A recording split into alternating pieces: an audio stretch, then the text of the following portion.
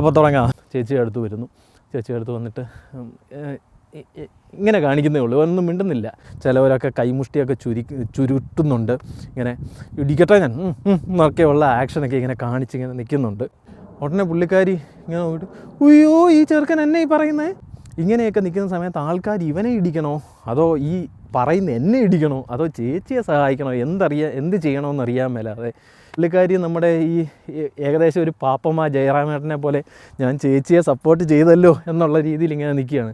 അപ്പോൾ വണ്ടി ഓടിക്കുന്നതിൻ്റെ ഇടയിൽ ഞാൻ വണ്ടിയിലിരുന്നിട്ട് അടങ്ങു മോനെ മിടുക്കൻ. അപ്പോൾ തുടങ്ങാം. നല്ലൊരു സ്ഥലത്താണ്, വേണമെങ്കിൽ നമുക്ക് എക്സസൈസും കൂടെ ചെയ്തുകൊണ്ട് കഥ പറയാം. എന്നെ എൻ്റെ ഒരു ഫ്രണ്ട് കഴിഞ്ഞ ദിവസം അവിചാരിതമായിട്ട് കുറേ കാലം കൂടിയിട്ട് വിളിച്ചപ്പോൾ പുള്ളി പറഞ്ഞു, എടാ നീ ഇങ്ങനെ കഥയൊക്കെ ഇപ്പോൾ പറയുകയല്ലേ, പഴയ കഥയൊക്കെ. അപ്പോൾ ഒന്ന് ഈ ഒരു കാര്യം ചെയ്യും, നമ്മൾ പണ്ട് ഒരു ചെറിയ ഗ്രില്ലിൻ്റെ ഇടയിൽ കൂടെ പുറത്തേക്ക് ഇറങ്ങിയ കഥ ഓർക്കുന്നുണ്ടോ? ഞാൻ പറഞ്ഞു ഓർക്കുന്നുണ്ട്. എന്നാൽ അത് പറ എന്ന് പറഞ്ഞു. ഞാൻ പറഞ്ഞു അതെങ്ങനെയാണ് പറയുക, അതൊരല്പം പ്രശ്നമുള്ള കഥയല്ലേ. ഞാൻ പറഞ്ഞു എന്നാൽ അത് പോട്ടെ, നമ്മൾ ഒരിക്കൽ രാത്രിയിൽ പുഴ കാണാൻ വേണ്ടി പോയത് ഓർക്കുന്നുണ്ടോ എന്ന് ചോദിച്ചു. ഞാൻ പറഞ്ഞു പിന്നെ അത് മറക്കാൻ പറ്റുമോ, എന്നാൽ ആ കഥ പറ. ഞാൻ പറഞ്ഞു അത് എങ്ങനെ പറയും, അത് പറയാൻ കുറച്ച് ബുദ്ധിമുട്ടുള്ള സംഭവങ്ങളാണല്ലോ സംഭവിച്ചതെന്ന് പറഞ്ഞു. അപ്പോൾ ഞാൻ അത് കഴിഞ്ഞിട്ടൊന്ന് ആലോചിച്ചപ്പോൾ ഇഷ്ടംപോലെ ജീവിതത്തിൽ സംഭവങ്ങളുണ്ട്, അതിൽ പലതും അങ്ങോട്ട് പറയാൻ അല്പം ബുദ്ധിമുട്ടുള്ള സംഭവങ്ങളാണ്. എന്നിരുന്നാലും നമുക്ക് വഴിയെ അതെല്ലാം പറയാം. ഏതായാലും നമുക്ക് ഇന്നത്തെ കഥയിലേക്ക് പോവാം. ഞാൻ എൻ്റെ കോളേജൊക്കെ കഴിഞ്ഞ് നാട്ടിൽ കുറച്ച് പരിപാടിയൊക്കെ ആയിട്ടിരിക്കുന്ന സമയത്ത് എനിക്ക് ബാംഗ്ലൂർ വരെ പോകേണ്ട ഒരു കാര്യമുണ്ട്. വൈകുന്നേരം 5:30 മറ്റോ എങ്ങാണ്ട് കോട്ടയത്ത് നിന്ന് ഒരു ട്രെയിനുണ്ട്. ഞാൻ ടിക്കറ്റ് എടുക്കുന്നൊന്നുമില്ല, റെയിൽവേ സ്റ്റേഷനിൽ പോകുന്നു, ജനറൽ ടിക്കറ്റ് എടുക്കുന്നു, ജനറൽ ഇതിൽ കയറിയിരിക്കുന്നു, പോകുന്നു. ഇത്രയും പ്ലാൻ മാത്രമേ ഉള്ളൂ. അതും നേരത്തെ ഒന്നും പോകില്ല, ഷാർപ്പ് കറക്റ്റ് സമയമാകുമ്പോഴത്തേക്കും അവിടെ പോകുന്നു, ചെല്ലുന്നു, ടിക്കറ്റ് എടുക്കുന്നു, കയറുന്നു, പോകുന്നു. ഇതാണ് പ്ലാൻ. അന്നത്തെ ദിവസം വൈകുന്നേരം വരെ എനിക്ക് എന്തൊക്കെയോ കാര്യങ്ങളൊക്കെ ആയിട്ട് ഞാൻ കറങ്ങി തിരിഞ്ഞിട്ട് വൈകുന്നേരം ഒരു 4 മണിയൊക്കെ കഴിഞ്ഞപ്പോൾ വീട്ടിൽ നിന്ന് ഇറങ്ങുകയാണ്. അപ്പോഴും നമ്മുടെ സ്പ്ലെൻഡർ ഓടിച്ച് ഞാൻ ഇങ്ങനെ പോവുകയാണ്. അപ്പോൾ ഇങ്ങനെ പൊയ്ക്കൊണ്ടിരിക്കുന്ന സമയത്ത് പാമ്പാടി എന്ന് പറയുന്ന സ്ഥലമുണ്ട്. ഈ പാമ്പാടിയിലെത്തിയ സമയത്ത് ഞാനിങ്ങനെ പോകുന്നു, ഞാൻ സ്പ്ലെൻഡറിൽ പോകുന്നു. എൻ്റെ തൊട്ട് മുമ്പിൽ ഒരു ഹോണ്ട ആക്ടിവയിൽ ഒരു ചേച്ചി പോകുന്നുണ്ട്. അപ്പോൾ ഇങ്ങനെ വളരെ സ്മൂത്തായിട്ട് പോവുകയാണ്. പെട്ടെന്ന് സംഭവിച്ചത് എന്താണെന്ന് വെച്ചാൽ ഞങ്ങളുടെ സൈഡിൽ കൂടെ ഒരു കാറ് കയറി പോകുന്നു. ഒരു ചുവന്ന കാറാണ്, വാഗണാറോ അങ്ങനെ എന്തോ ഒരു ചെറിയ വണ്ടിയായിരുന്നു.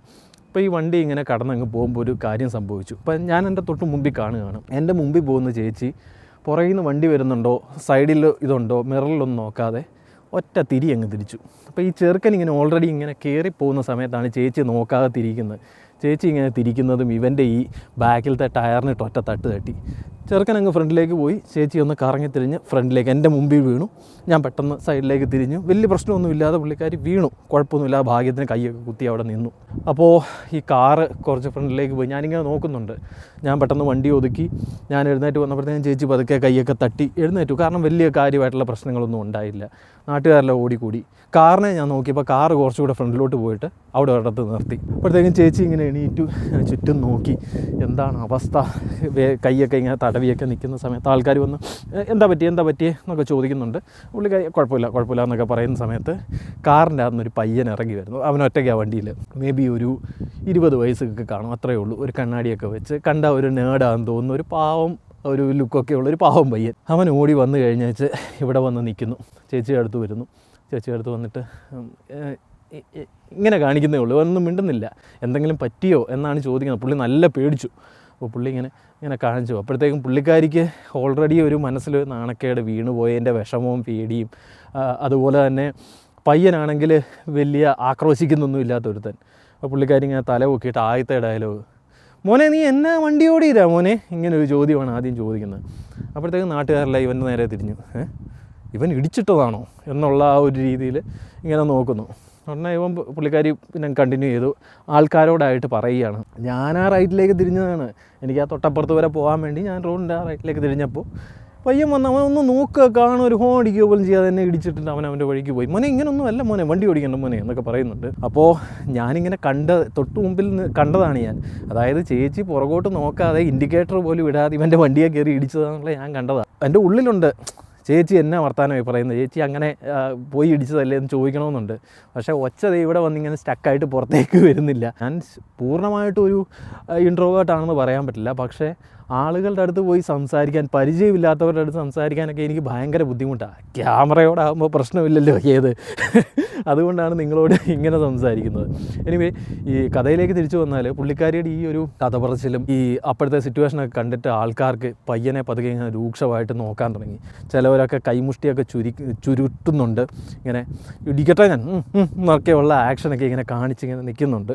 അപ്പോൾ പുള്ളിക്കാരി ഏതായാലും സിറ്റുവേഷൻ അങ്ങ് പുള്ളിക്കാരുടെ പരിധിയിലാണ് എന്നുള്ളതുകൊണ്ട് പയ്യൻ്റെ അടുത്ത് പറഞ്ഞു, മോനെ ഇങ്ങനെയൊന്നും, പിന്നെ ഉപദേശം രീതിയായി ഇങ്ങനെയല്ല കേട്ടോ, നീ ഒന്നും, നിനക്ക് ശരിക്കും ലൈസൻസ് ഉണ്ടോ, ഇങ്ങനെയല്ല കേട്ടോ എന്നൊക്കെ പറയുന്നുണ്ട്. എവിടുന്നാന്നറിയില്ല, എവിടുന്നോ ഒരു ഒച്ച വന്നിട്ട് ഞാൻ പറഞ്ഞു, ചേച്ചി എന്താ അങ്ങനെ പറയുന്നത്, ചേച്ചി ഒരു ഇൻഡിക്കേറ്റർ പോലും ഇടാതെ ഇവൻ്റെ വണ്ടിയെ പോയി ഇടിച്ചതല്ലേ എന്ന് പറഞ്ഞു. ഉടനെ പുള്ളിക്കാരി ഇങ്ങനെ പോയിട്ട്, ഉയ്യോ ഈ ചെറുക്കൻ എന്നെ ഈ പറയുന്നത്, ഞാൻ ഇൻഡിക്കേറ്റർ ഇട്ടതാണ്, ഞാൻ വണ്ടി നോക്കിയതാണ്. അപ്പോൾ എനിക്ക് ഒന്ന് പറഞ്ഞു പോയി, ഞാനപ്പോൾ പറയാൻ ബാധ്യസ്ഥനുമാണ്. ആൾക്കാർ എന്നെ നോക്കുന്നുണ്ട്, ഇവൻ ആ പയ്യൻ്റെ കൂട്ടുകാരനാണോ എന്നുള്ള രീതിയിൽ എന്നെ നോക്കുന്നുണ്ട്. അപ്പോൾ ഞാൻ പറഞ്ഞു, ഇല്ല ചേച്ചി, ഞാൻ ചേച്ചിയുടെ തൊട്ട് പുറകിലുണ്ടായിരുന്നു, അപ്പോൾ ഞാൻ കണ്ടുകൊണ്ടിരിക്കുകയാണ്. ആ പയ്യൻ വന്ന് നമ്മളെ രണ്ടുപേരെയും ഒരേ സമയം ഓവർടേക്ക് ചെയ്ത് കയറിപ്പോയത്.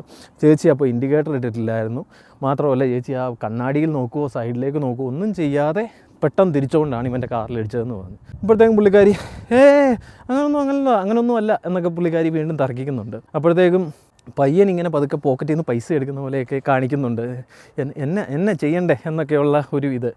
അപ്പം എനിക്ക് എവിടുന്ന് വന്ന ധൈര്യത്തിൽ ഞാൻ ഏത് വകുപ്പിലാണിത് പറഞ്ഞതെന്ന് അറിയാമല്ല. ഞാൻ പറഞ്ഞു, എടാ മോനെ, ചേച്ചി കേസാക്കുന്ന കേസായിക്കോട്ടെ, ഞാനിത് നേരെ കൺമുമ്പിൽ കണ്ടതാണ്, എന്നൊക്കെ ഞാൻ പോലീസ് സ്റ്റേഷനിൽ വന്ന് പറയണോ? ഞാൻ വന്ന് പറയാം, ഞാൻ കണ്ടതാണ് ഇങ്ങനെയാണെന്നുള്ള സംഭവം, പോലീസ് സ്റ്റേഷനിൽ വേണേൽ വന്ന് പറയാമെന്ന് പറയാം. എനിക്ക് ട്രെയിനിന് സമയം താമസിച്ചുകൊണ്ടിരിക്കുകയാണ്, അതിൻ്റെ ഇടയിലാണ് ഞാൻ ഈ വർത്തമാനമൊക്കെ പറയുന്നത്. ഓട്ടനെ ഇങ്ങനെയൊക്കെ നിൽക്കുന്ന സമയത്ത് ആൾക്കാർ ഇവനെ ഇടിക്കണോ, അതോ ഈ പറയുന്ന എന്നെ ഇടിക്കണോ, അതോ ചേച്ചിയെ സഹായിക്കണോ, എന്ത് ചെയ്യണമെന്നറിയാൻ മേലാതെ ഇങ്ങനെ നിൽക്കുന്ന സമയത്ത് ഓപ്പോസിറ്റ് ഉള്ള കട, അത് ബ്യൂട്ടി പാർലറാണ്, അവിടുത്തെ ഒരു പുള്ളിക്കാരി ഇറങ്ങി വന്നു. കാരണം ചേച്ചി ആ ബ്യൂട്ടി പാർലറിലേക്ക് പോകാൻ വേണ്ടിയാണ് വരുന്നത്.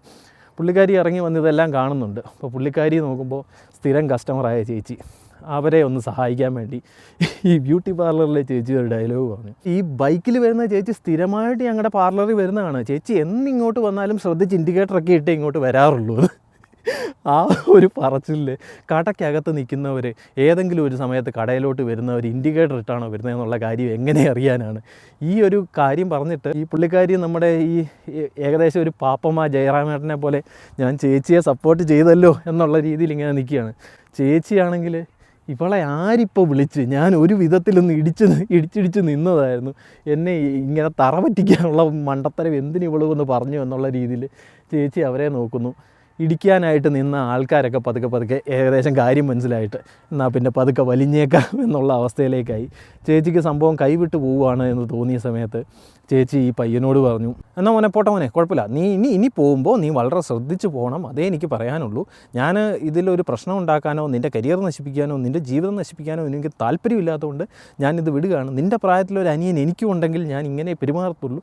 ചേച്ചി അങ്ങനെ ഭയങ്കരമായ സ്നേഹത്തിൻ്റെ വാക്കുകളൊക്കെ പറയുകയാണ്. പയ്യനാണെങ്കിൽ അപ്പോഴൊന്നും അവനൊരു വാക്ക് മിണ്ടിയിട്ടില്ല, അപ്പോഴും എല്ലാം പയ്യൻ ഇങ്ങനെ നിൽക്കുകയാണ്, ചേച്ചി ഇങ്ങനെ നിൽക്കുകയാണ്.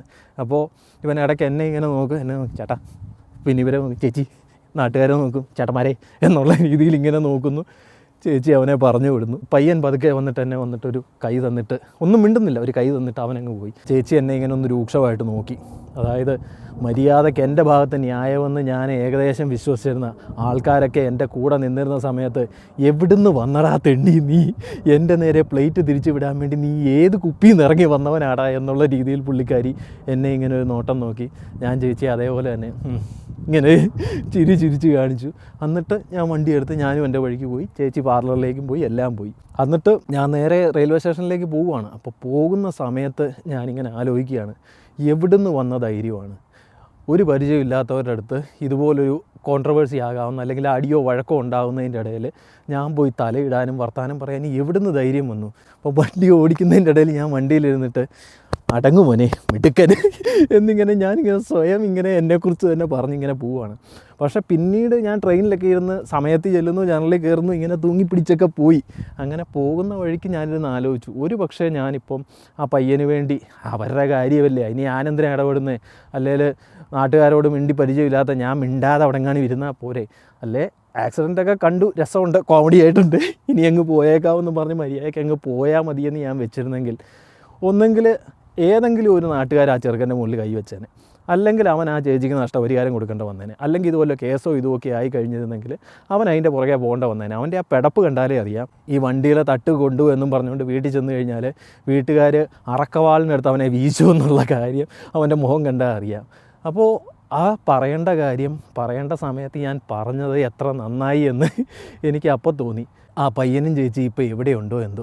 ഇത് നിങ്ങൾ കേൾക്കുന്നുണ്ടെങ്കിൽ മോനെ, നിന്നെ അന്ന് രക്ഷിച്ച നിനക്ക് വേണ്ടി സാക്ഷി പറയാൻ വന്ന ആ ആളാണ് ഞാൻ. നീ വേണമെങ്കിൽ ഒരു വിർച്വൽ നന്ദി ഇപ്പോൾ പറഞ്ഞു. ആൻഡ് ചേച്ചി ഇത് കേൾക്കുന്നുണ്ടെങ്കിൽ ചേച്ചിയുടെ ഭാഗത്ത് തന്നെയായിരുന്നു ന്യായമില്ലാത്തത്. ചേച്ചി ഇൻഡിക്കേറ്റർ വിട്ടിട്ടില്ലായിരുന്നു, വണ്ടി നോക്കാതെ നേരെ ചെന്ന് ഇടിച്ച് കയറിയതാണ്. ആൻഡ് ബ്യൂട്ടി പാർലറിലെ ചേച്ചി, താങ്കളുടെ ടെസ്റ്റ് മണി അതാണ് എല്ലാത്തിലും ഞാൻ പറഞ്ഞതിനും വലിയ പവറായിട്ട് വന്ന് നാട്ടുകാരുടെ ഇടിയിൽ നിന്ന് ആ പയ്യനെ രക്ഷപ്പെടുത്തിയത്. ചേച്ചിക്കും ഒരു നന്ദി. ഇങ്ങനെയാണെങ്കിൽ കൂടെ ചിലപ്പോഴൊക്കെ പറയേണ്ട കാര്യങ്ങൾ പറഞ്ഞാലും പറയേണ്ട കാര്യങ്ങൾ പറയാതിരുന്നാലും നമ്മുടെ തലയിലേക്ക് പ്രശ്നങ്ങൾ വന്നു കയറും. അങ്ങനെ വിളിക്കാതെ വന്ന് കയറി മനുഷ്യൻ്റെ സമാധാനം കെടുത്തിയ ഒരു പ്രശ്നത്തിനെ പറ്റി ഇനി ഞാൻ വരുമ്പോൾ പറയാം. So till we meet again, this is your neighbour Mallu, RJ Sherin, signing off.